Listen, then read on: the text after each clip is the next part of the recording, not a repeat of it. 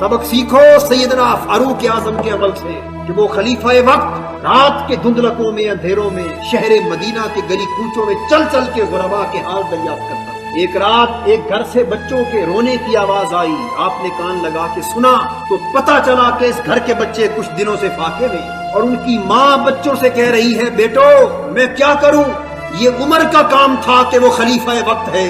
अगर हम हाजत मंदी का शिकार हैं तो ये उसका काम था कि वो खुद दरियाफ्त करता चलकर कि हमारी रियाया किस हाल में वक्त बसर कर रही है। अगर उसने हमारी खबर नहीं ली तो हम क्या करें। आप रो दिए, उन्हीं कदमों पे वापस पलटे। अनाज, आटा, खाना पीना, सारा सामान बोरी में लाद कर अपनी पुश्त पे रखा और अपने गुलाम से कहा कि बेटे तू एक दुर्रा उठा ले, मैं सामान की बोरी लाद कर रात के अंधेरे में चलता हूँ और तू उस माई के घर तक पहुँचते पहुँचते दुर्रों से मुझे सजा देता जा। इसलिए कि उमर से अगर उनका हाल दरियाफ्त करने में कुछ ताखीर हो गई, जानबूझ के नहीं गलती से भी हो गई, तो उसकी सजा उमर यही चुका के जाए, खुदा की बारगाह में जवाब देना हो। गुलाम सैयदना फारूक आजम की पुश्त पे दुर्रे लगाता गया। दरवाजा जब खटखटाया गुलाम को वापस भेज दिया। अंधेरी रात में चेहरे पर कपड़ा डाला, उन बच्चों को, उस माई को सारा सामान पहुंचाया, उनको खाना पका के दिया, उनकी खिदमत की। जब वो खुश हो गए तो उस माई ने और बच्चों ने कहा कि बेटे